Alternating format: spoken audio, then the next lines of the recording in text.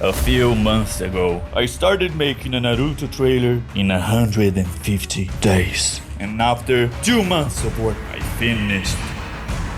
7 shots from 66? I have to do everything much faster. Holy shit!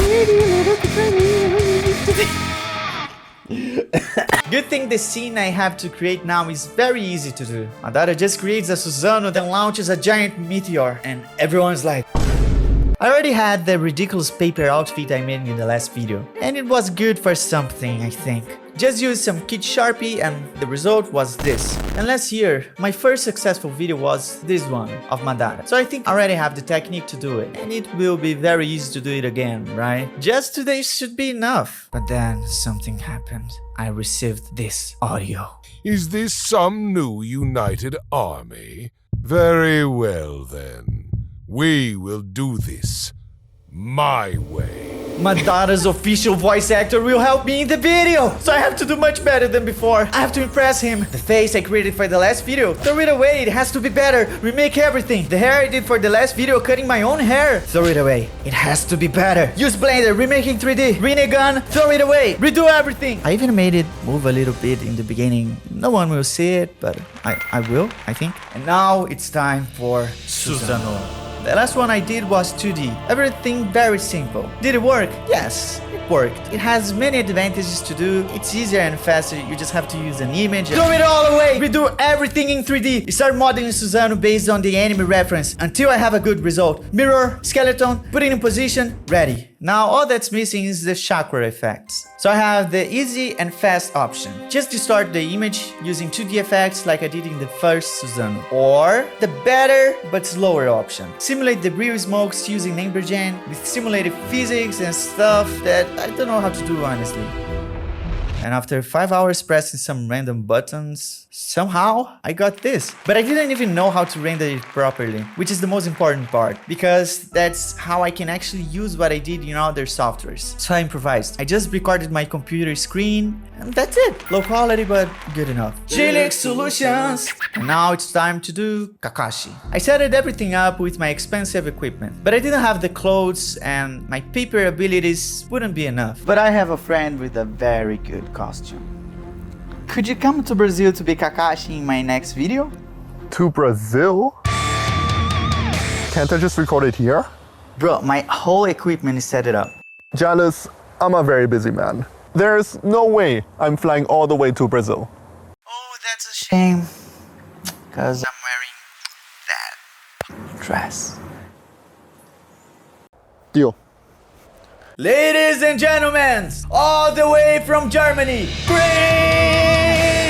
And I showed him the concept of the final trailer with all the shots. And apparently he liked it a lot. Oh my god. So it gave me the dopamine I needed to keep going. So he put on his clothes and we went there, recorded the scenes. The costume was already good, so I just had to adjust some small things. The Sharingan, the scarf, the mask, obviously. The wig wasn't looking so good. Sorry, Chris. And ta-da! And after I did all of that, I realized there was one mistake. The bandana symbol was wrong. Wow! Of course it didn't take 2 hours to change this symbol. Of course it didn't take Oh wait, Chris was supposed to be looking at Madara or the Meteor, not the camera. God, Chris. Why did you look at the camera? Are you You're looking a little bit more towards me and towards me. I had to stabilize all the movement of his face, mask the eye, duplicate the layer, move it to the new position, create extra area for the new eye sclera. Then return the movements of his face, and that's it. It worked, okay? And of course it didn't take 3 more hours to do that. It's all your fault, Chris. Why did you look at the camera, man? Towards me. We came from this to this. Good job. Now it has been 20 days of editing already, so I can't waste any more time. But since I was a baby, my nose was very messed up, and it didn't work properly. Finally now, I had surgery. There couldn't be any worse time than this, but that's it. I couldn't touch my nose, and I had to continue working like this for 2 weeks. I also moved back to my mom's house, so a bunch of things at the same time. Let's keep going. And for the thematic shot, I didn't want to transform myself into a girl. It's too much work putting makeup on, honestly. So I asked for help from a friend that would look much better than me. Angie Knight also does awesome cosplays, unlike mine's, and I think it would be a good fit for the character. And she said, okay, but I don't have the costume or the wig for the hair. This is her actual voice. And I said, don't worry, just record yourself looking up and that's it. It's gonna be easy. It's not gonna be easy. Once again, I had two options. Easy and okay option, which I would just add the new stuff like hair and clothes on top of her, or the hard and slower way. So I started doing everything in 3D. Her face, the clothes, body, bandana, hair, and then I had this. Kind of creepy, but it's gonna look good enough at least. And then I recorded the body movement using my cell phone. I put it in the character that I had created and the other Shinobis back there, some flying dust. I just adjust the expression, put her real face back on top. It still looked a little 3D in the end. Was it good? Not really. But let's pretend it was good. Okay, but Jalix, what are they looking at? Why are they reacting like that? A giant meteor.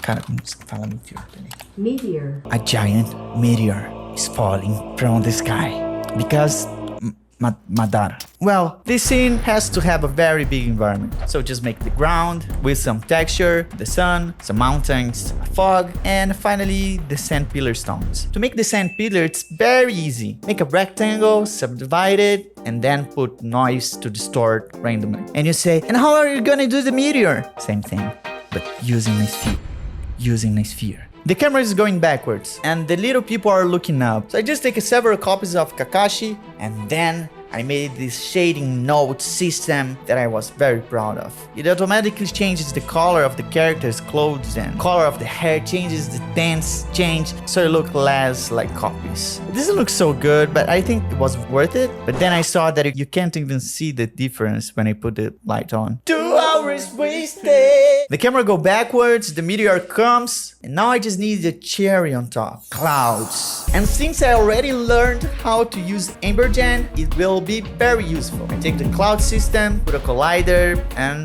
that's it, actually. And also, this time I learned how to render. I really rendered the video. What? Then I just composed everything together, and the shot is more or less ready. Just put some few effects on top, and that's it. Finally. One of my favorite shots. This guy is so afraid that he drops his sword. Chris had even recorded this scene for me in Germany, but I thought I already have everything in 3D, so it's easier for me to throw it all away and do it in 3D, right? I took the copies of Kakashi with a better quality, with the face of my friend Angie, put them separately in the scene, each one with a different animation. And for some reason, this one in the back was smiling when it saw the meteor. What? And now the last thing, just have to make the sword fall, which is easy, right? You just have to enable the gravity on Blender and the sword will fall perfectly, right? But I tried and I couldn't do it. Every time I did it, it went wrong. So I don't know how to mess with physics. That's why I'm not a physics guy. So I animated it by hand. I tried to imagine how gravity works and using all my mathematical calculations and acceleration speed theories and inertia and also how the sword would bounce on the ground. I got this result. Good enough. Actually, I was very proud, to be honest. Why simulate stuff when you can do it by hand? Simulating is for weak-minded people. I am strong-minded. Sorry, I'm very tired of working in this video. Then I took all the shots, put them together, and started rendering. But I saw that I was missing one more effect. Particles. Make everything more intense. So I decided to go to filmstock.wondershare.com by Wondershare, which is the sponsor of this video. This site is a great option to download high quality assets and effects. So I downloaded this realistic cinematic effects pack to use and solve my problem. But I wanted to put it in the video in a simple way because my last neurons were like this. That's why I decided to use the brand new Wondershare Filmora 11 from the same company, which is a very easy to use software. And when I download it from Filmstock, go directly to Filmora and it's ready to use. I just put the particle effects on top of the footage, adjust the colors, and it was done.